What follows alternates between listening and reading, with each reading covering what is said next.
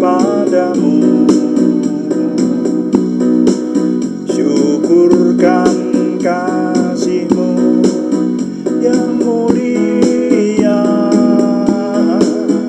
kami naikkan syukur padamu. Kami naikkan syukur padamu. Kami naikkan syukur padamu. Syukurkan kasih-Mu yang mulia, kami naikkan syukur padamu. Bapak, kami mengucap syukur untuk doa malam hari ini. Kami menyerahkan semua yang kami kerjakan ketika kami memuji Tuhan, merenungkan firman Tuhan, maupun melayani Tuhan dengan doa. Semuanya menjadikan nama Tuhan dimuliakan, kami semua diberkati. Dalam nama Tuhan Yesus Kristus kami berdoa.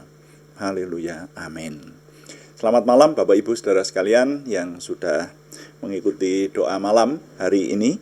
Nah, doa malam ditujukan juga untuk menjawab pertanyaan. Karena itu bagi saudara yang memiliki pertanyaan rohani dan ingin kami menjawabnya, silahkan dikirimkan kepada kami. Nanti kami akan menjadikan tema-tema dalam doa malam kita. Dan doa malam kita sekarang ini saya adakan secara lebih singkat dari biasanya. Dan doa malam juga ditujukan untuk mencermati peristiwa-peristiwa yang terjadi di sekitar kita, sehingga kita tidak salah langkah. Tetapi sebagai umat beriman, kita tetap dituntun oleh firman Tuhan menghadapi segala peristiwa yang terjadi pada zaman kita ini. Nah, mari kita membaca dulu kitab Amsal pasal 11 ayat 14. Kitab Amsal pasal 11 ayat 14, firman Tuhan berkata, "Jikalau tidak ada pemimpin, jatuhlah bangsa. Tetapi jikalau penasihat banyak, keselamatan ada." Nah, berdasarkan ayat ini, saya ajak saudara merenungkan sebuah perenungan. Judulnya, Tahun Politik dan Kekristenan. Tahun Politik dan Kekristenan. Kenapa saya mengajak Bapak Ibu merenungkan hal ini? Karena tahun 2024, sekarang ini bulan Mei tahun 2023. Nah, kita menghadapi tahun 2024 itu adalah tahun pemilu. Ya, tahun menghadapi pemilihan presiden terutama. Kita akan memilih presiden baru. Sudah jelas presidennya akan ganti karena presiden yang sekarang menjabat sudah 2 kali periode menjabat, jadi akan ganti. Nah, ini hal yang penting. Makanya sekarang masih tahun 2023 itu sudah banyak dibicarakan, banyak keluar di media, dan kita bisa mengikuti sudah banyak partai-partai, ada beberapa partai yang sudah mencalonkan presidennya masing-masing dan seterusnya. Dan biasanya menghadapi tahun pemilu itu menjadi tahun yang serius, ya. Karena apa? Karena kalau tidak hati-hati, ya, tidak hati-hati, seluruh bangsa ini tidak hati-hati, itu bisa menimbulkan hal-hal yang tidak diinginkan. Kenapa? Karena dalam pelaksanaan pemilihan umum juga kampanye-kampanye yang ada itu yang sudah-sudah. Ini yang sudah-sudah, ya, bahkan sempat menyulut kerusuhan dengan skala bermacam-macam. Ada yang skala kecil, ada yang skala agak besar gitu, ya. Jadi dalam menghadapi tahun politik tahun 2024 itu sekarang ini sudah terasa. Bagi orang-orang yang bekerja di kalangan politik, maka tahun ini, saat-saat ini, wah, ini justru sedang rame-ramenya ini, ya. sedang serius-seriusnya untuk mencalonkan presiden kita. Nah, oleh karena itu bagaimana dengan kita umat beriman? Bagaimana dengan kita umat Kristiani? Kalau pengamatan saya, umat Kristiani itu paling tidak ada 3 jenis orang atau tiga pendapat ya, 3 kalangan yang menghadapi tahun politik semacam ini. Kalangan yang pertama adalah kalangan para politikus. Jadi ada orang-orang Kristiani yang menjadi politikus, ya, yang bekerja di bidang politik maksudnya. Jadi aktif di partai dan seterusnya. Nah, kalau itu jelas. Kalau para politikus menghadapi tahun pemilihan presiden ini pasti mereka mencurahkan pikiran untuk itu, gitu loh. Nah, itu para politikus. Ada orang-orang Kristiani yang jadi politikus. Kemudian yang jenis kedua yaitu orang-orang yang peduli politik tapi tidak masuk dalam politik praktis. Tapi orang-orang semacam ini ada yang perhatian banget, saudara. Ya, dengan politik itu begitu memahami. Berita-berita politik dibaca, dilalap habis. Sehingga kalau diskusi dengan orang-orang semacam ini seru. Tapi mereka bukan politikus, gitu saudara ya. Orang-orang beriman ya, mereka sangat peduli terhadap politik dan mengerti gitu. Kalau saya tidak begitu mengerti. Katakanlah misalnya sekarang ini sudah ada calon-calon presiden, saya kalau disuruh berkomentar mengenai keberadaan calon-calon presiden itu bukannya bodoh sama sekali, tapi tidak memahami banget itu saudara ya. Ya, jadi ya biasa-biasa saja ya. Tapi ada orang-orang yang peduli, walaupun mereka bukan politikus. Itu jenis yang kedua. Nah, kemudian jenis yang ketiga ini ada orang-orang Kristiani yang tidak peduli sama sekali. Mau pemilu kek, mau yang dicalonkan siapa kek, begitu itu ya. Berita-berita politik juga tidak pernah dibaca, saudara ya. Lebih banyak membaca berita hiburan daripada berita politik.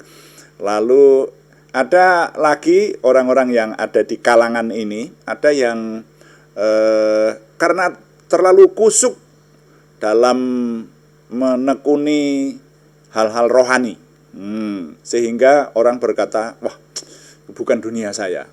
Politik itu bukan dunia saya. Dunia saya adalah menyembah Tuhan, memuliakan Tuhan, ada di kalangan rohani saja, seperti itu. Nah itu. Jadi ini prinsipnya kalangan yang ketiga ini adalah kalangan yang tidak peduli politik. Bahkan ada yang sampai keterlaluan tidak ikut pemilu. Wah, pemilu ya, sejak dulu korupsi ya nggak habis-habis. Ada yang bicara seperti itu. Jadi nyoblos tidak nyoblos ya sama aja. Silahkan aja pada nyoblos, saya enggak. Nah, jadi begitu. Ada orang yang tidak peduli terhadap politik. Nah, bagaimana kita menyikapi hal ini? Mari kita ingat firman Tuhan tadi. Firman Tuhan berkata di kitab Amsal, jikalau tidak ada pemimpin, jatuhlah bangsa. Ini yang terutama ya. Nah, nanti ada kelanjutannya, tetapi jikalau penasihat banyak, keselamatan ada. Tapi harap kita ingat bahwa Tuhan berfirman, jikalau sebuah bangsa itu tidak ada pemimpinnya, bangsa itu bisa jatuh. Jadi firman Tuhan ini mengingatkan supaya orang-orang yang tergabung menjadi anak bangsa itu peduli sama pemimpinnya, saudara. Jadi kalau faktanya sekarang ini kita menghadapi tahun politik, ya, khususnya tahun pemilihan presiden, itu yang utama yang sekarang sedang banyak menjadi topik dan banyak dibicarakan, maka umat beriman tidak boleh tinggal diam. Iya dong, tidak boleh tinggal diam. Nah, kalau orang Kristiani yang bekerja di lingkungan politik sudah jelas, silahkan saja, itu memang sudah yang digeluti di situ. Lalu teman-teman yang peduli terhadap politik, nah kalau ini saya hanya perlu mengingatkan, peduli terhadap politik boleh, tapi tidak boleh memecah belah. Ya, nah ini, jadi Tuhan yang nomor satu, Tuhan nomor satu, dan juga urusan iman dan penyembahan itu nomor satu, ketaatan Tuhan itu nomor satu. Kalau mau menimba pengetahuan soal politik praktis, sebanyak-banyaknya tidak dilarang, ya. Tapi yang jelas tidak boleh sampai, karena saya menengarai ada orang-orang yang berbeda pendapat. Wah, nanti kalau sudah berbeda pendapat antar umat beriman sendiri, dari pembicaraan yang tadinya biasa-biasa saja menjadi perdebatan panas yang menimbulkan perpecahan. Nah, itu tidak boleh yang seperti itu. Ya, mengetahui soal politik boleh, tapi semuanya harus berlangsung dengan santun. Nah, tetapi kalau yang tidak peduli politik, ini yang kalau menurut saya kurang pas, saudara. Ya. Jadi kita ini sebagai warga negara yang baik, sebagai orang beriman, diingatkan oleh Tuhan, jikalau tidak ada pemimpin, jatuhlah bangsa. Nah, bangsa kita sudah menentukan mekanisme untuk pemimpin bangsa itu pemilihannya dengan cara yang sudah ditetapkan, sudah disepakati bersama. Kita ini bangsa besar dengan berbagai suku, berbagai bahasa, berbagai pendapat, berbagai pulau. Nah, berbagai ras, ya, suku terutama ya. Kalau ras ya mungkin ada perbedaan beberapa ras ya, suku. Banyak perbedaan di seluruh bangsa dan negara Indonesia ini. Dan sudah menetapkan bentuk negara ini dan juga kepala negara. Ya, kepala negaranya bukan raja atau bukan rasul ya, atau bukan nabi, tapi presiden. Bukan perdana menteri ya, tapi presiden. Nah, sehingga mekanisme yang sudah ada, yang sudah disepakati bersama menjadi konsensus nasional, menjadi kesepakatan nasional, sudah dipikirkan sedemikian rupa dan ditetapkan pakai proses berpuluh-puluh tahun, dan sudah ditetapkan oleh para negarawan kita yang sudah lalu, para pejuang kita yang sudah lalu. Maka kita punya kewajiban untuk memelihara supaya bangsa ini tidak jatuh, ya. Dan untuk tidak jatuh harus memiliki seorang pemimpin. Nah, oleh karena itu setidaknya umat beriman harus nomor satu paling tidak mendoakannya, ya, mendoakan supaya pemilu yang akan datang itu berlangsung dengan baik, lalu juga berpartisipasi. Nah, kalau saran saya, dengarkan kata pemimpin rohani Anda. Pemimpin rohani Anda menganjurkan apa? Mestinya pemimpin rohani yang baik menghadapi tahun politik biasanya ada sikap politik. Sinode biasanya juga mengeluarkan surat penggembalaan, ya, didengarkan bagaimana harus bersikap seperti itu, saudara ya. Dan ikut berpartisipasi sebagai warga negara yang baik. Jadi ikut memilih, ya, apapun pilihannya ikut memilih. Bahkan kalaupun tidak memilih, ya, orang berkata, bahkan kalau ada yang berkata begini, misalnya dicoblos semua begitu, jadi abstain gitu, tapi datang di tempat pemilihan dan melakukan sesuatu, ya, dengan seperti itu namanya sudah berpolitik. Politiknya abstain seperti itu, tapi tidak dianjurkan abstain lah. Kita berdoa supaya calon-calon pemimpin yang ada itu calon-calon yang baik, dan kita memiliki pemimpin yang baik. Jadi tahun politik dan kekristenan, kalau boleh saya menyampaikan, itu intinya umat beriman tidak boleh tinggal diam, harus ikut berpartisipasi sebagai anak bangsa, sebagai warga negara yang baik, untuk paling tidak berdoa dan juga melakukan kewajibannya sebagai anak bangsa, sebagai warga negara yang baik, untuk memilih pemimpin yang baik, mendoakan supaya bangsa dan negara ini memiliki pemimpin yang baik sehingga tidak jatuh, tetapi tetap ada dalam damai dan sejahtera. Jadi nilai yang dapat saya ketengahkan, kalau saya susun dalam sebuah kalimat, bunyinya,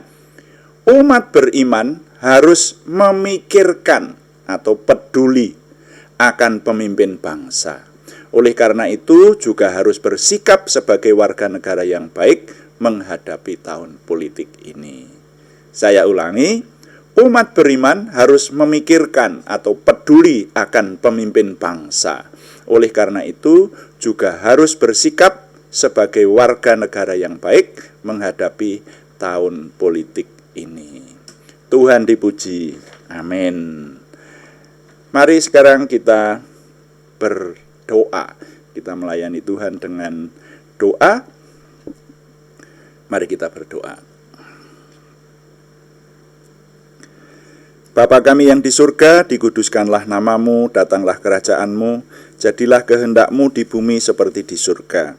Berikanlah kami pada hari ini makanan kami yang secukupnya, dan ampunilah kami akan kesalahan kami, seperti kami juga mengampuni orang yang bersalah kepada kami. Dan janganlah membawa kami ke dalam pencobaan, tetapi lepaskanlah kami daripada yang jahat, karena Engkaulah yang empunya kerajaan dan kuasa dan kemuliaan sampai selama-lamanya. Tuhan, berkatilah kami dengan berlimpah-limpah, perbuatlah sesuatu yang besar dalam hidup kami, dan itu jelas berasal daripadamu. Tambahkanlah pengaruh dan kesempatan kami bagimu, dan berikanlah pada kami suatu perasaan akan hadiratmu dan petunjukmu senantiasa. Jauhkanlah kami dari perangkap setan. Dalam nama Tuhan Yesus Kristus kami berdoa. Haleluya, amin. Demikian doa malam hari ini, saudara sekalian. Kami beritahukan bahwa doa malam dilaksanakan setiap hari pada jam 6 atau jam 18 waktu Indonesia Barat. Juga ada doa pagi setiap hari Senin sampai Sabtu pada jam 5 pagi. Yang jam 5 pagi temanya berbeda, ya. Dan lebih lama, lebih rinci dalam berdoa, yang doa pagi, saudara. Karena itu kami undang saudara untuk setia mengikuti doa-doa kami, doa pagi maupun doa malam, sehingga Tuhan semakin dimuliakan, kita semakin diberkati. Terima kasih kepada semua yang sudah mendukung. Tetap kami mengharapkan dukungan Anda, setidaknya dukungan doa. Juga terima kasih yang belum memberikan subscribe, berkenan memberikan subscribe, like, komen, dan share. Bagikan kepada teman-teman lain sehingga lebih banyak lagi yang diberkati bersama dengan kita. Selamat malam, Tuhan memberkati. Amin.